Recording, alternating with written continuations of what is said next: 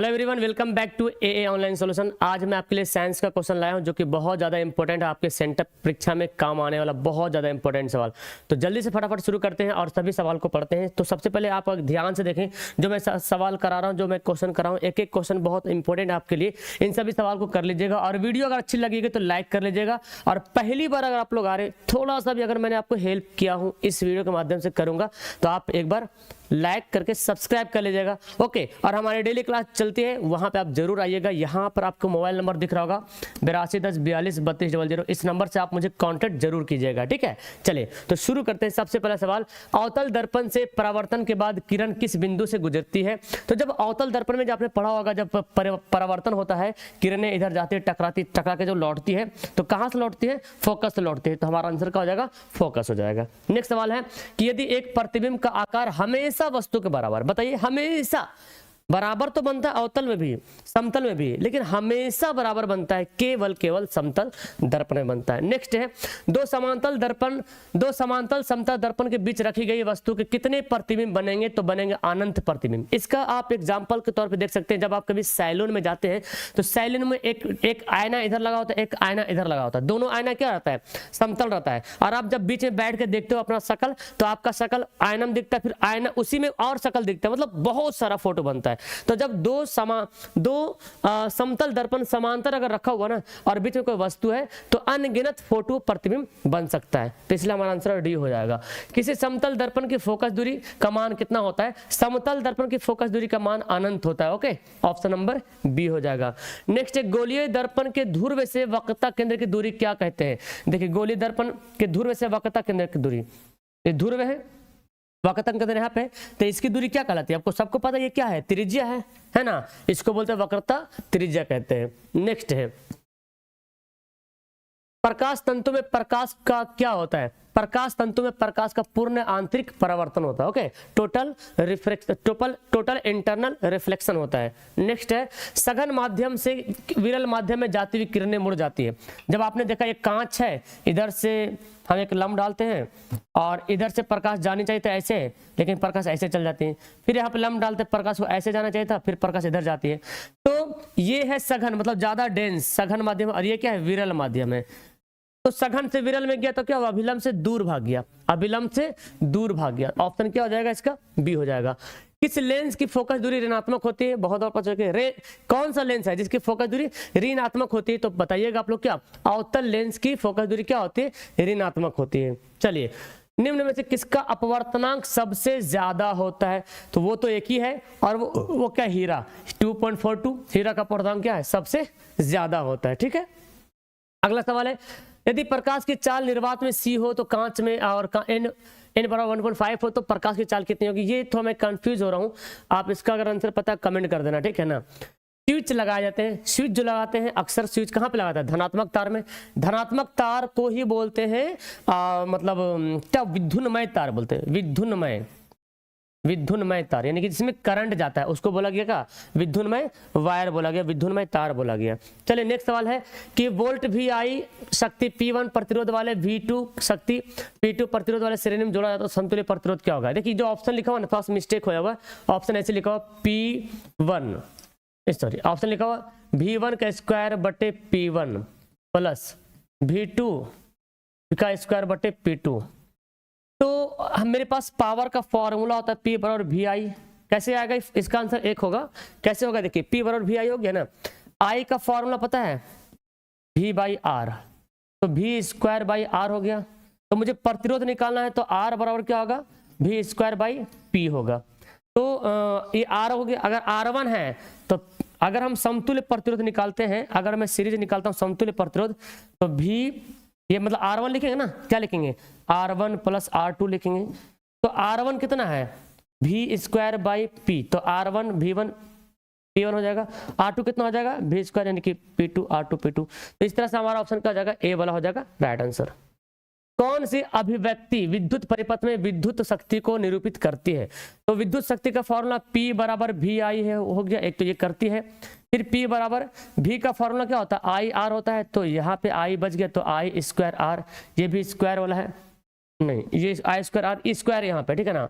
और अभी मैंने बताया था एक और बताया था V का मान क्या होगा, I का मान V बाई आर, तो V स्क्वायर बाई आर, ये तीनों दर्शाती है। तो हमारा आंसर क्या होगा, तीनों जो है शक्ति का फॉर्मूला है। बेसिकली देखा जाए तीनों क्या है, शक्ति का फॉर्मूला। नेक्स्ट है विद्युत विद्युत विभक्त वलय किसमें होता है, तो मोटर पढ़े होंगे, मोटर में क्या होता है, विभक्त वलय पाया जाता है। विद्युत घंटी किस विद्युत धारा के प्रभाव पे काम करता है, पहली बार सवाल पूछा है। हालांकि मैं जब भी पढ़ाया हूँ कि विद्युत पढ़े ना, क्या बोलते हैं क्या बोलते हैं, फ्यूज, विद्युत फ्यूज, आपको सवाल बहुत पढ़े, विद्युत फ्यूज जो है उसमें प्रभाव पे काम करता है। तो जब भी मैं सवाल को पढ़ाया तो इसको मैं रिपीट जरूर किया हूँ कि विद्युत फ्यूज भी उसमें प्रभाव पे काम करता है। तो विद्युत घंटी जो होता है वो चुंबकीय प्रभाव पे काम करता है, ठीक है।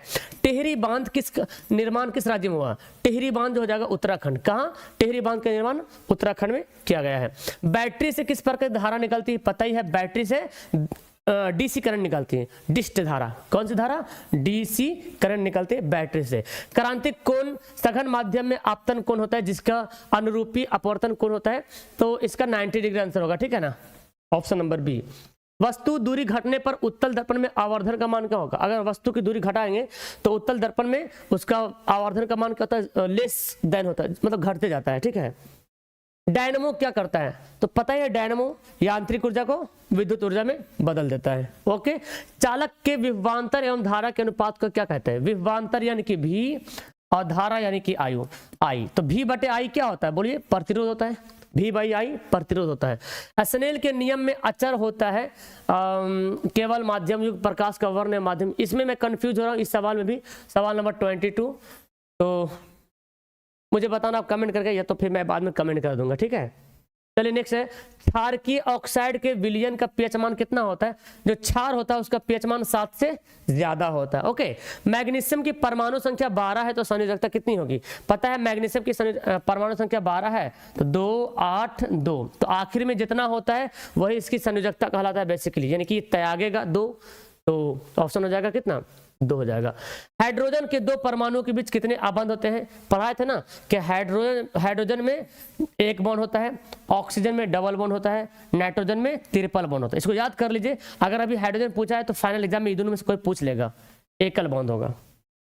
एल्कीन का सामान्य सूत्र क्या होता है, एल्कीन CnH2n, ये क्या है, एल्कीन है। नेक्स्ट है, कौन सक्रियता श्रेणी में सबसे ज्यादा क्रियाशील है, देखिए तो ये तो सोना बहुत ज्यादा है, ये तो है ही नहीं, बहुत कम है, ये पारा है, जिंक है, तो सोडियम हो जाएगा। सोडियम जो सबसे ज्यादा जो है रिएक्टिव धातु है, ऐसे पता भी है, पोटेशियम के बाद सोडियम ही आता है। लिथियम सोडियम पोटेशियम के बाहरी सेल में कितने इलेक्ट्रॉन है, देखिए लिथियम सोडियम और पोटेशियम, लिथियम का 2 1 होगा क्योंकि ये 3 होता है ना, ये कितना 11 होता है, ये कितना 19 होता है, तो तोड़िए 2 1 2 8 1 2 8 8 1 है ना, तो आखिर में कितना इलेक्ट्रॉन आ गया, देखिए सबके आखिर में 1 इलेक्ट्रॉन, यही बोला जा रहा है सबसे आखिर में कितना इलेक्ट्रॉन होता है। नेक्स्ट है, आर्गन के परमाणु संख्या क्या होती है, सबको पता है, आर्गन 18, आर्गन एक निष्क्रिय गैस है, 18 होती है। कमरे के ताप पर द्रव अवस्था में रहने वाला आधातु, क्या द्रव अवस्था में रहने वाला आधातु कौन है, ब्रोमीन है। नेक्स्ट है, जब कली चूना पर जल डाला जाता है तो किस प्रकार की क्रिया होती है, तो कली चूना कैल्शियम ऑक्साइड, जब इसे पानी डालेंगे तो क्या होगा, गर्म होगा, खौलना शुरू कर देगा और बन जाएगा बुझा हुआ चूना, CaOH2 बनेगा, ओके। तो CaOH2 रहेगा और फिर गैस भी निकलेगा, तो यहाँ पे क्या होगा, उष्मा क्षेपी, जिस अभिक्रिया में उष्मा निकलता है उसको क्या बोलेंगे, उष्मा क्षेपी अभिक्रिया बोलेंगे। कौन उपधातु है, उपधातु मतलब जो धातु का भी गुण थोड़ा है उसमें, थोड़ा अधातु का भी गुण है, इसको बोलते हैं सुबीडियम, Sb, सुबीडियम हो गया, जर्मेनियम हो गया, गैलियम हो गया, ये सब क्या है, उपधातु है। सिलिकॉन भी आता है उपधातु में। चलिए नेक्स्ट है, कौन शराब के रूप का उपयोग होता है, तो एथेनॉल C2H5OH, बेसिकली इसी को एथेनॉल ही बोलते हैं, एल्कोहल इसी को बोलते हैं। एथेनॉल का फॉर्मूला एथिल एल्कोहल बोले या एल्कोहल बोले या शराब बोले, बेसिकली यही जो है एथेनॉल है, यानी कि शराब है। ये जो आप देख रहे हैं CH3C2, अरे वही है यार, ये क्या है, C2H5OH है और C2OCH, ये क्या होगा, कार्बन 2 है ना, C2H2OH ऐसे, तो ये जो है क्रियाशील समायवी है। जैसे OH क्या है, OH क्या है, OH क्या है, क्रियाशील मूलक है कि नहीं, बिल्कुल है भाई, तो इसको बोलेंगे क्रियाशील समावयवी बोलेंगे। कौन मुख्यतः बायोगैस का संघटक है? बायोगैस में मुख्य रूप से क्या पाया जाता है? तो बोलेंगे मीथेन, है ना। मीथेन जो है बायोगैस में पाया जाता है। विद्युत अपघटनी परिष्करण में अशुद्ध धातु को बनाया जाता है। जो अशुद्ध धातु होता है उससे बनाते हैं एनोड, यानी कि एनोड को अशुद्ध बनाया जाता है, कैथोड को शुद्ध बनाया जाता है। ठीक है।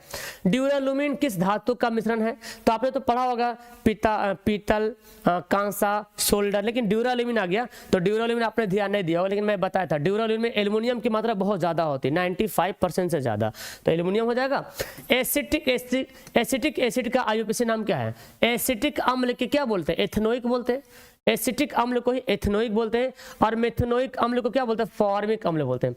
फॉर्मिक क्या बोलते हैं? फॉर्मिक अम्ल बोला जाता है। नेक्स्ट, एथेनॉल को H2SO4 के साथ अगर 170 डिग्री पर गर्म करेंगे तो बनेगा एथीन। क्या बनेगा? एथीन बनेगा। एथीन, एथीन गैस बनेगा। ऑप्शन नंबर ए हो जाएगा। कौन सी धातु ठंडे और गर्म जल के साथ अभिक्रिया नहीं करती है? तो कुछ कुछ धातु है, जैसे यहाँ पे हो जाएगा ऑप्शन लोहा। लोहा ठंडे या गर्म जल के साथ अभिक्रिया नहीं करती है। चलिए नेक्स्ट सवाल हो जाएगा, कौन रेडॉक्स अभिक्रिया? रेडॉक्स अभिक्रिया तो आप जानते हैं जिस अभिक्रिया में ऊष्माक्षेपी उपचयन अपचयन दोनों होता है। तो यहाँ देखिए, ऐसे तो आंसर यही आपका हो जाएगा। देखिए देखिए यहाँ पे मैग्नीशियम, ये क्या है? Mn मतलब क्या हो गया? मैग्नीज ना, मैग्नीज ऑक्साइड है, तो मैग्नीज से ऑक्सीजन निकल गया, देखिए क्लोरीन चला गया, तो यहाँ से ऑक्सीजन निकला मतलब अपचयन हो गया। और HCl है ना, HCl, देखिए HCl में हाइड्रोजन निकल गया। अब जिससे हाइड्रोजन निकलेगा उसको क्या बोलते हैं? जिससे हाइड्रोजन निकलता है, जिससे हाइड्रोजन निकलता है उसको उपचयन है, और जिससे ऑक्सीजन निकलता है उसको अपचयन। तो दोनों हो रहा, ऑप्शन ए हो जाएगा। कौन धातु प्रकृति में मुक्त अवस्था में पाया जाता है? सोना ही एक ऐसा धातु है जो जितना भी गर्म कर लो, जितना भी ठंडा कर लो, जितना भी कुछ नहीं होगा, एक बार एक जगह के सिवा कुछ छोड़ के किसी में कुछ नहीं होता वो। भोजन के पाचन के लिए हमारे पेट में कौन सा अम्ल पाया जाता है? हमारे पेट में HCl नाम का अम्ल पाया जाता है, जिसकी वजह से भोजन पच पाता है। नेक्स्ट है, क्षार के जलीय विलयन का स्वाद कैसा होता है? क्षार, अरे भाई पढ़े होंगे, क्षार स्वाद में कड़वा होता है, अम्ल स्वाद में खट्टा होता है। नेक्स्ट, कौन संक्षारक अम्ल है? संक्षारक अम्ल नाइट्रिक अम्ल, एसिटिक अम्ल, है ना, एसिटिक नाइट्रिक अम्ल, सल्फ्यूरिक अम्ल, ये हो जाएगा। तो ऑप्शन हो जाएगा बी वाला। शरीर में भोजन का पचना किस प्रकार की अभिक्रिया? जब हम खाते हैं भोजन तो भोजन पच जाता है, वो कौन सा रिएक्शन है? वो रिएक्शन कौन सा है? वो रिएक्शन है उस उपचयन, जिसको ऑक्सीकरण भी कहते हैं। लौह चूर्ण पर तनु हाइड्रोक्लोरिक अम्ल डालने पर से कौन सी क्रिया होती है? देखिए लौह चूर्ण क्या है? लोहा है, हाइड्रोक्लोरिक अम्ल HCl करेंगे तो क्या होगा? बोले लोहा FeCl2 बन जाएगा और H2 अलग हो जाएगा, तो क्या बनेगा? फेरिक क्लोराइड, फेरिक हाइड्रोक्साइड दे तो होगा नहीं, फेरस क्लोराइड, सॉरी। ऑप्शन क्या हो जाएगा? डी हो जाएगा, मतलब रिएक्शन आपसे पूछा जा रहा है। नेक्स्ट है, निम्नलिखित विलयनों में कौन सबसे अधिक अम्लीय है? जिसका पीएच मान सबसे कम रहेगा वो सबसे ज्यादा खट्टा होगा, यानी कि अम्लीय होगा। ठीक है, चलिए लौंग का तेल किस प्रकार का सूचक है? वैसे आपने पढ़ा सूचक का 3 प्रकार का होता है। एक प्राकृतिक सूचक जैसे कि लिटमस हो गया, संश्लेषित सूचक नैप्थेलिन हो गया, फेनोल्फथैलिन हो गया, और गंधीय सूचक तो प्याज हो गया और वैनिला हो गया, लौंग का तेल हो गया। तो पता चलेगा ऑप्शन हमारा सी। कर्मक कुंचन गति कहाँ पाती है? तो कर्मक कुंचन गति जो है छोटी आंत में, छोटी आंत में जो भोजन पचता है ना, तो जो भोजन का मतलब भोजन मुख्य रूप से पूरी तरीके से भोजन कहाँ पचता है? छोटी आंत में पचता है, तो कर्मक कुंचन वहां पे ज्यादा होता है। ओके, तो बोलेंगे ऑप्शन नंबर ए हो जाएगा। अमीबा में कौन सा पोषण विधि है? अमीबा एक कोशिकीय जीव है, लेकिन अपने आप में बहुत शान से बोलता हम मरा हुआ चीज नहीं खाएंगे, हम खुद से खाएंगे अपना चीज। ये है प्राणी संपोषण, यानी किसी किस बॉडी में जाके सट करके अपना भोजन खाता है। ठीक है, चलिए नेक्स्ट है, सबसे छोटी अंतःस्रावी ग्रंथि, सबसे छोटी अंतःस्रावी ग्रंथि जिसको हम लोग बोलते हैं मास्टर ग्लैंड, पीयूष ग्रंथि, है ना, सबसे छोटी ग्रंथि भी है, मास्टर ग्रंथि भी है। नेक्स्ट है, पौधों में वायवीय भागों से जल के वाष्प के रूप में निष्कासन क्रिया क्या कहलाती है? यानी कि पौधों में जो वायवीय भाग है उससे पानी निकलता है, तो उसको बोलते हैं क्या? वाष्पोत्सर्जन। वाष्प का उत्सर्जन हो गया, निकल जाना। ओके, नेक्स्ट है, 2 तंत्रिका कोशिकाओं के मध्य खाली स्थान को क्या कहते हैं? बहुत आसान सवाल, उसको बोलते हैं क्या? सिनैप्स। क्या बोलते हैं? सिनैप्स कहते हैं। जठर ग्रंथियां कहाँ पाई जाती है? जठर रस पढ़े, जठर रस गैस्ट्रिक ग्लैंड, वो कहाँ पाया जाएगा? आमाशय में पाया जाएगा, ऑप्शन नंबर बी। यूरिया रक्त में कहाँ से निकलता है? यूरिया तो जहां से निर्माण होगा वहीं से निकलेगा, जाहिर सी बात है। यूरिया का निर्माण कहाँ होता है? यकृत में होता है। कहाँ होता है? यकृत में होता है, तो निकलेगा वहां से। लैटेक्स पाया जाता है, आपने पढ़ा होगा लैटेक्स, गोंद, रेजिन, ये सब पेड़ का उत्सर्जी पदार्थ है। तो लैटेक्स जो निकलता है कनेर के पेड़ से निकलता है। चीड़ के पेड़ से तो पता होगा क्या निकलता है, वो रेजिन। रेजिन जो है चीड़ के पेड़ से प्राप्त होता है। कौन सजीव में पाए जाने वाले जैव परक्रम है? बताइए, सजीव में पाए जाने वाले, तो सजीव में श्वसन भी होता है, पोषण भी होता है, जनन भी होता है, यानी कि इनमें से क्या हो जाएगा? सभी हो जाएगा। कवक में पोषण की कौन सी विधि है? कवक में, कवक क्या होता है भाई? वो तो मरा हुआ चीज को भोजन करता है, तो इसको बोलेंगे क्या? इसको बोलेंगे, इनमें से कोई नहीं भाई, यहाँ तो है ही नहीं है।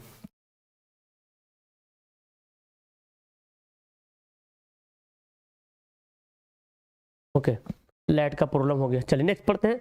सवाल है, अस्थि क्या है? तो अस्थि एक प्रकार का क्या? उत्तक है। अस्थि क्या है? एक प्रकार का उत्तक है। नेक्स्ट है, मानव हृदय का औसत प्रकुंचन दाब यानी कि सिस्टोलिक प्रेशर कितना होता है? 120/80 पढ़े ना, 120/80। तो ऊपर का सिस्टोलिक, नीचे का डायस्टोलिक, तो प्रकुंचन क्या हो जाएगा? 120 हो जाएगा। कीटों का प्रमुख श्वसन अंग क्या है? कीटों में ट्रैकिया होता है। कीट में, फटिंगा में, कॉकरोच में क्या होता है? ट्रैकिया होता है।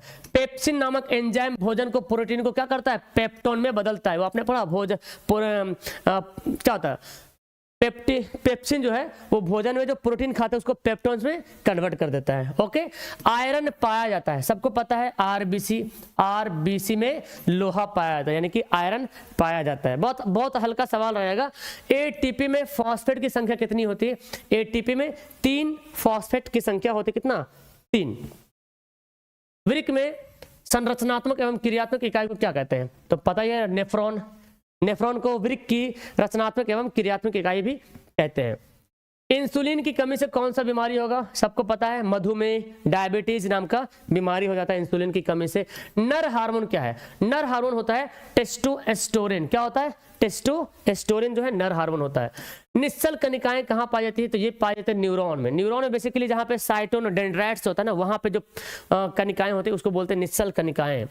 द्विखंडन किसमें होता है? ईस्ट में भी होता है, अमीबा में भी होता है, पैरामैग्नीशियम भी होता है, पैरामेशियम में भी होता है। इन सभी में द्विखंडन की क्रिया होती है।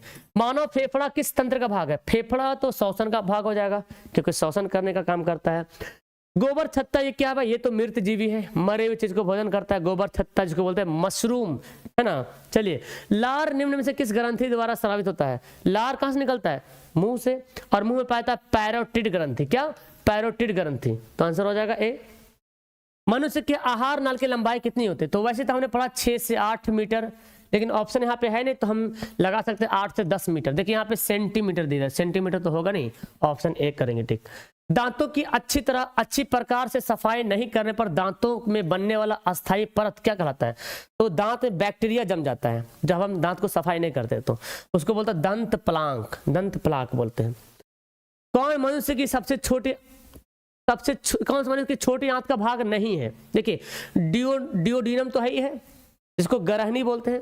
जेजुनम भी है, कोलन तो बड़ी आंत का, इलियम भी, ये बड़ी आंत का है। ये जो है बड़ी आंत में पाया जाने वाला भाग है उसका। सवाल थोड़ा सा डीपली दिया यहाँ पे। छोटी आंत में भोजन का पाचन पूर्ण होने के बाद वह क्या बन जाता है?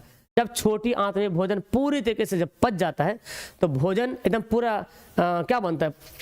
पूरा पिसा जाता भोजन, है ना। तो उसको बोलते काइम।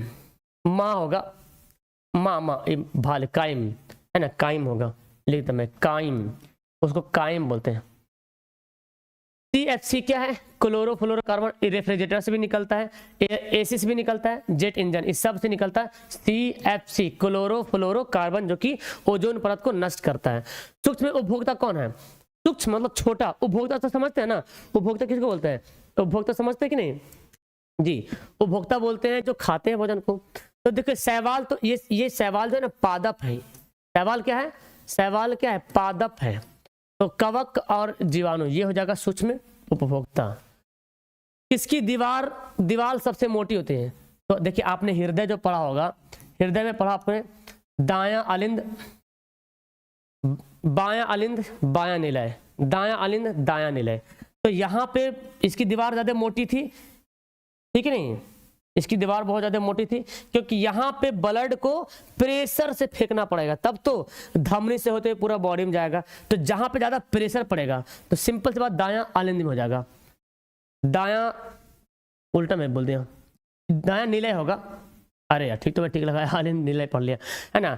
दायां अलिंद बायां अलिंद, दायां निलय बायां निलय, बायां बायां बायां, तो मैं लिखे बायां, ये वाला होगा। ओके, दायां अलिंद दायां, दायां अलिंद बायां अलिंद, दायां निलय बायां निलय, तो बायां हो जाएगा। ओके, ऑप्शन नंबर सी हो जाएगा। तो मैंने आपको 80 क्वेश्चन करा दिया है। बाकी आपको अगर किसी को क्रैश कोर्स में जुड़ना है, वैसे अगर आपको पीडीएफ लेना है तो मैं बताता हूँ क्रैश कोर्स में कैसे जुड़ना है, पीडीएफ कैसे लेना है। देखिए, आपको गूगल पे सर्च करना है, किसी को अगर पीडीएफ चाहिए तो एग्जाम के लिए तो बहुत आसान होगा। गूगल पे ए ऑनलाइन सोल्यूशन सर्च कीजिएगा, अपने गूगल पे लिखिएगा ए ऑनलाइन सोल्यूशन, इस तरह से आ जाएगा, खोलिएगा इसको, ठीक है ना। देखिए ऐसे लोगो रहेगा बना हुआ, नीचे जाइएगा, देखिए लिखा हो सेंटअप परीक्षा, यहाँ पे सेंटअप का एग्जाम होता है, डेली टेस्ट यहाँ पे होता है ऑनलाइन पे। चलिए तो मैं सेंटअप परीक्षा पे ओपन करता हूँ। ओपन करने के बाद आप यहाँ जाने के बाद आपको सब कुछ मिल जाएगा। देखिए नॉन हिंदी का है, जो हो गया, जो नहीं हुआ सब यहाँ पे दिया हुआ, गोधुली है। साइंस को क्लिक करोगे तो साइंस का खुल जाएगा, इसका जो आंसर आप यहाँ पे पूरा देख सकते हैं, पूरा सब्जेक्टिव का भी आंसर लिखा हुआ है। देखिए सब्जेक्टिव क्वेश्चन का भी आंसर लिखा हुआ, जाके आराम से याद कर लो जल्दी से फटाफट। ओके, याद कर लेना, कम से कम यही बहाना तो आपको याद तो हो जाएगा। ओके, याद कर लीजिएगा। तो मैं कैसा दिख रहा हूँ, काला काला कलुआ दिख रहा हूँ कि नहीं? ओके, तो अगर किसी को पेड कोर्स में जुड़ना है, अभी एग्जाम के लिए बहुत तैयारी बची हुई है, पेड कोर्स में अगर आपको जुड़ना है, अभी भी आपके पास बहुत टाइम है। अगर आपने पढ़ाई सही से नहीं की हो और आपको जुड़ना है पेड कोर्स में, तो उसके लिए 249 का चार्ज लगेगा, सिर्फ 249। यहाँ पे आपको लाइव क्लास, नोट्स, पीडीएफ सारा कुछ अवेलेबल कराया जाता है। तो यहाँ पे एक मोबाइल नंबर चल रहा होगा आपके मोबाइल पे, उस मोबाइल नंबर पे कॉल करो, मैसेज करो कि सर मुझे जुड़ना है, और इतना कम फी में आपको जोड़ेंगे कि आपको सब कुछ अवेलेबल हो जाएगा। बहुत अच्छी तरीके से तैयारी होगा, आपका भी सपना अच्छा नंबर आने का। और इसमें स्पेशली बच्चों का सब्जेक्टिव भी टेस्ट लिया जा रहा है। मैंने एक वीडियो भी डाला रिजल्ट वाली, तो आप देख लीजिएगा, बहुत सारे बच्चे का टेस्ट दिया और अच्छा नंबर लाया है। ओके, तो आप भी अपना मौका मत खोइए, ये आपके लिए समझ लो कि गोल्डन अपॉर्चुनिटी है जुड़ने के लिए। ओके, बाकी नीचे कमेंट कीजिए, आपका कोई क्वेश्चन हो तो डायरेक्ट सवाल। Thank you everyone, bye. Like share subscribe.